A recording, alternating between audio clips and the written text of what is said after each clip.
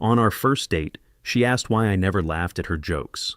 I told her it would feel fake. She walked out. Why do deep thinkers get ghosts, not roses? Most men are taught that being smart, honest, and self-aware will make them more attractive. But for some, the deeper they think, the lonelier they become. They notice things others ignore. They ask questions that make people uncomfortable. And worst of all, they can't play dumb to fit in. They are not heartless. They just struggle with small talk, fake smiles, and empty connections. They want real love, but often end up alone. Why? Why does depth repel instead of attract? Why do women often reject intelligent, introspective men? And why does it feel like the smarter you are, the more misunderstood you become? This is not just about relationships. It's about a deeper, more terrifying truth, that the very things that make you wise might also make you unlovable. Let's explore why, through the mind of one of the loneliest geniuses in history, Søren Kierkegaard. Society craves predictability. People feel safe around those who follow the script, smile politely, say what's expected, and never think too much. But the intelligent man does not follow scripts. He questions them. He does not flirt with cliché lines. He dissects the idea of flirting itself. He does not chase trends. He watches the crowd chase them and wonders why. To most, this is not fascinating. It's threatening. Because when you cannot be easily categorized, you cannot be easily controlled.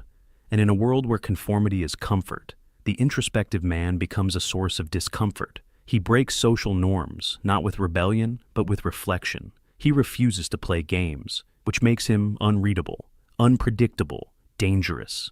Especially to women raised in a culture where emotional safety is paramount.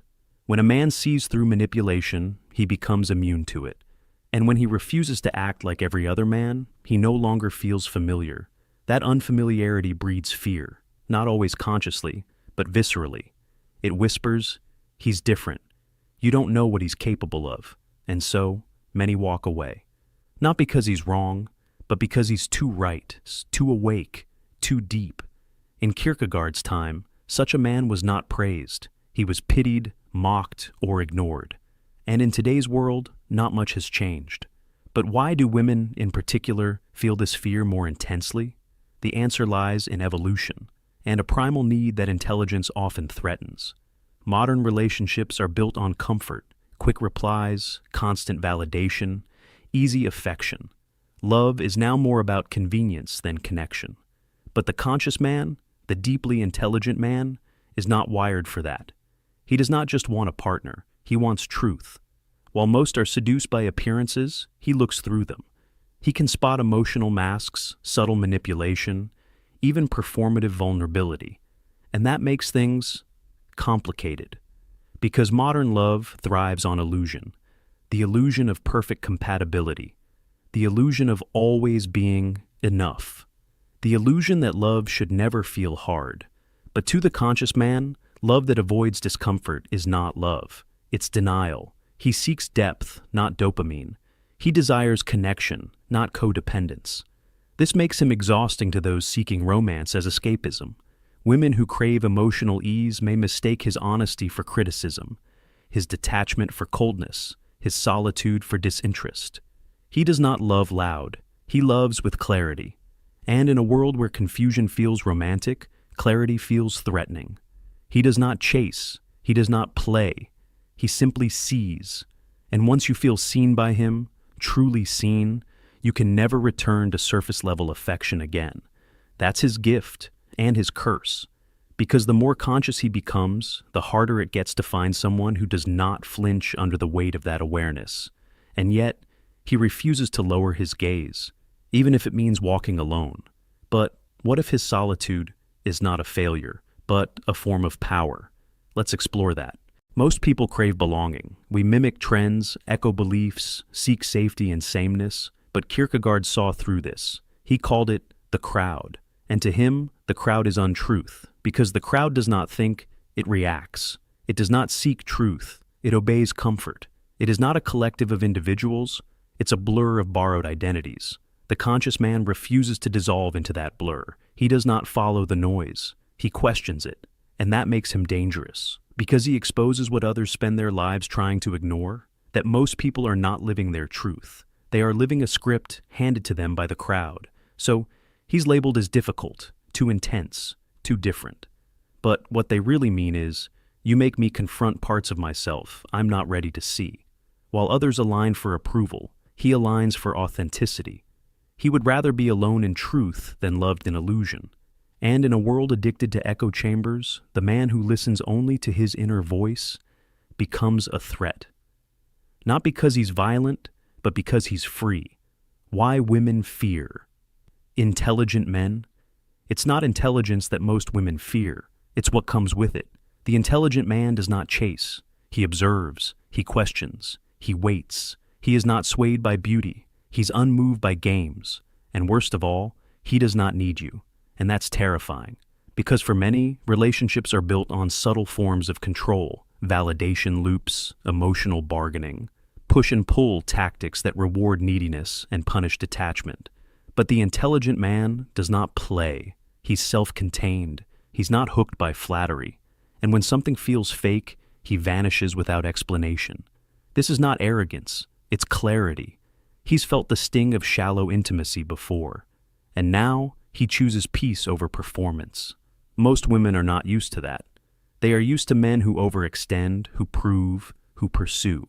But the intelligent man does not want to be admired. He wants to be understood. That's a higher bar. And because he does not project a fantasy, he can't be easily idealized or controlled. He's unpredictable. Not because he's chaotic, but because he does not orbit around social rules. He's not a mystery to himself. He's a mystery to others. And people fear what they can't predict. The intelligent man does not rebel with loud defiance. He simply does not engage with what he sees as shallow. And in a world that craves attention, indifference feels like violence. So, when a woman says, "He intimidates me," what she often means is, he does not play by the rules I'm used to winning with. And that makes him dangerous. Kierkegaard called it the sickness unto death. Not a physical illness, but a spiritual despair so deep, you don't even know you're suffering. It's the quiet death of the self. Most men today are not in pain because they're broken. They're in pain because they're disconnected from truth, from depth, from themselves. They've been taught to become what the world rewards: pleasant, predictable, profitable. They play roles, wear masks, say what's expected, and slowly they forget who they are. This is despair, not the dramatic, obvious kind, but the subtle, cultural form, the kind that looks like success on the outside, but feels like emptiness inside.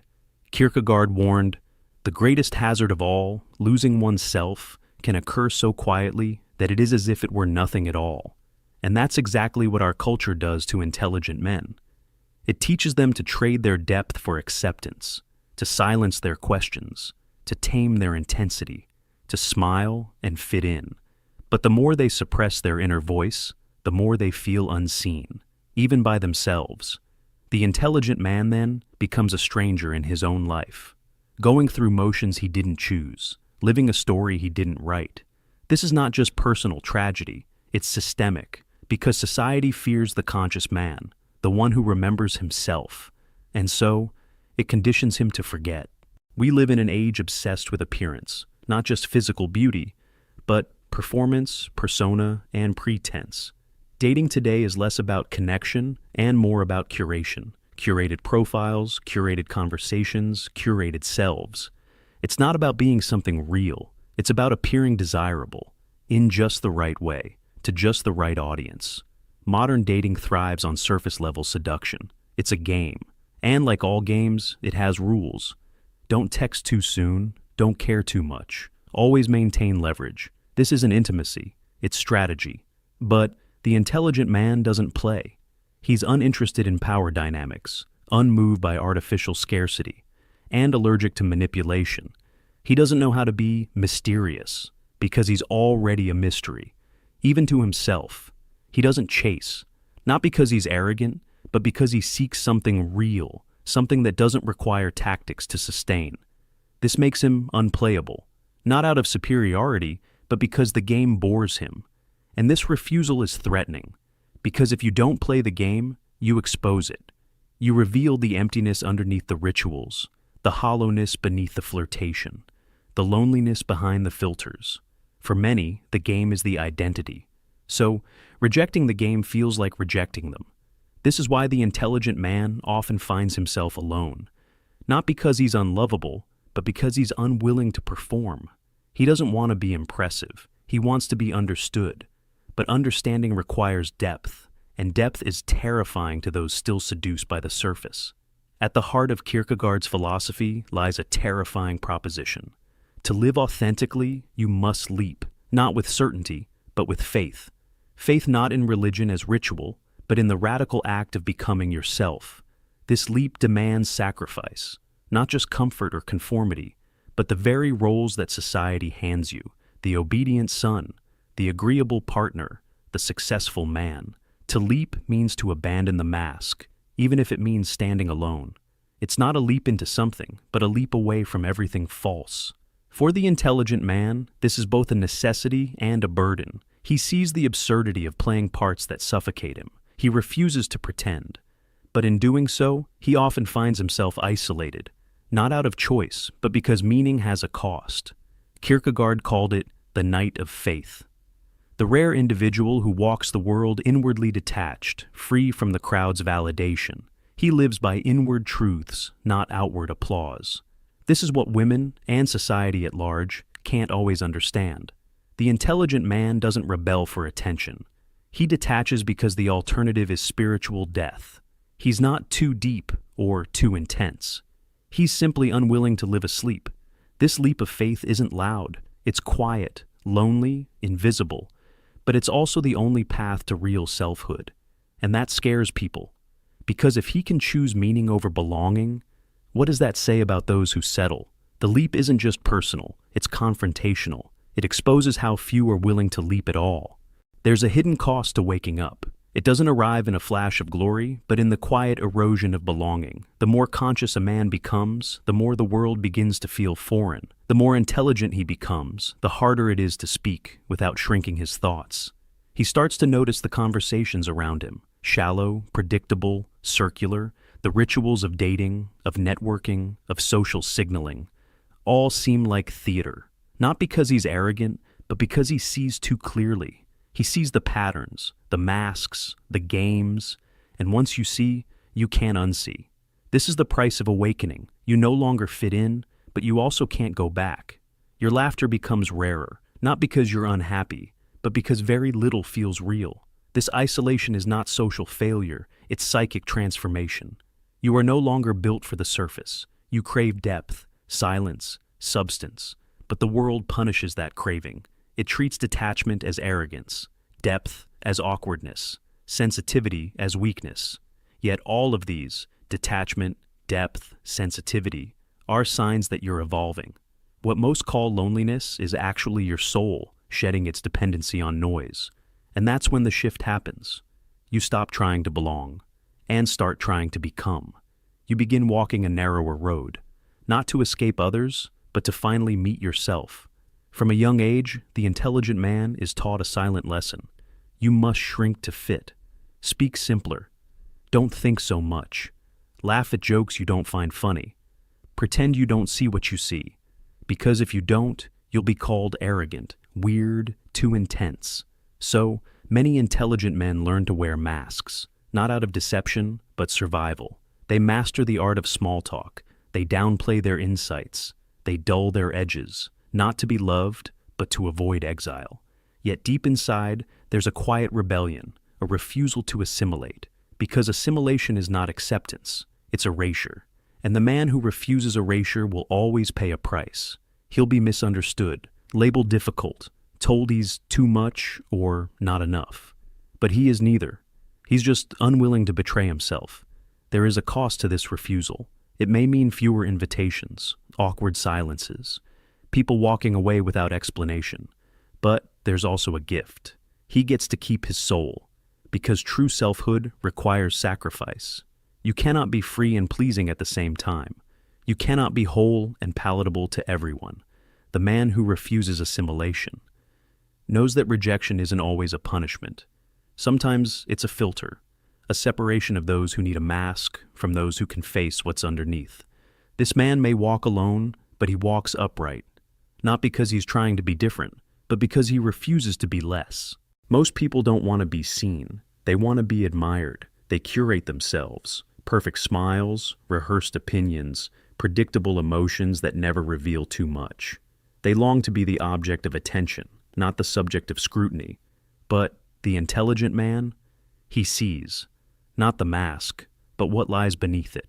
He notices the micro-expressions, the contradictions in words, the pain behind the performance, and that terrifies people. Because when someone truly sees you, you can no longer hide, not even from yourself.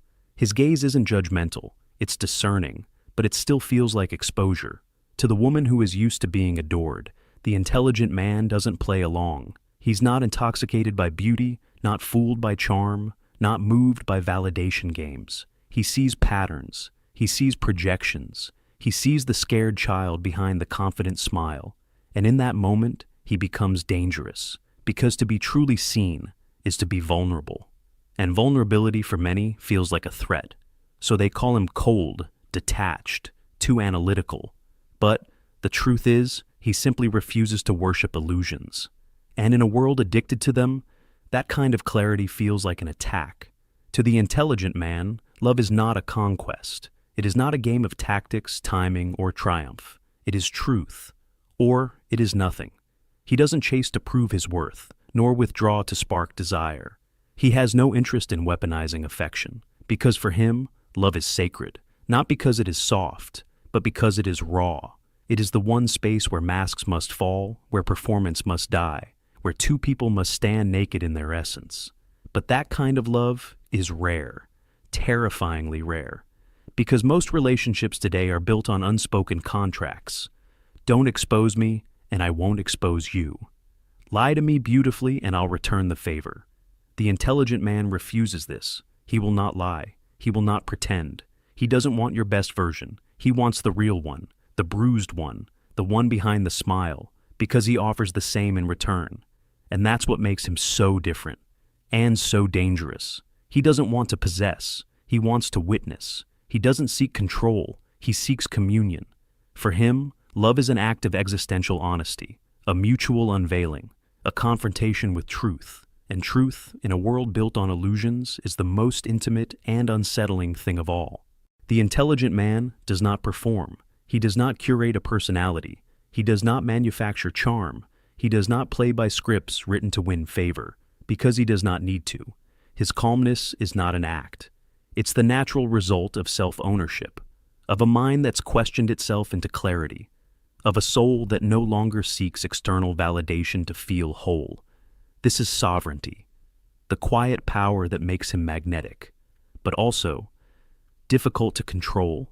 In a world where most people signal value through performance, the sovereign man feels like a glitch in the system. He does not compete. He does not posture. He does not react to bait. This unnerves those who rely on psychological games to maintain leverage, especially in romance. He won't chase because someone pulled away. He won't inflate his ego to match yours. He won't bend to emotional manipulation disguised as affection, because he sees it, all of it, and chooses not to engage.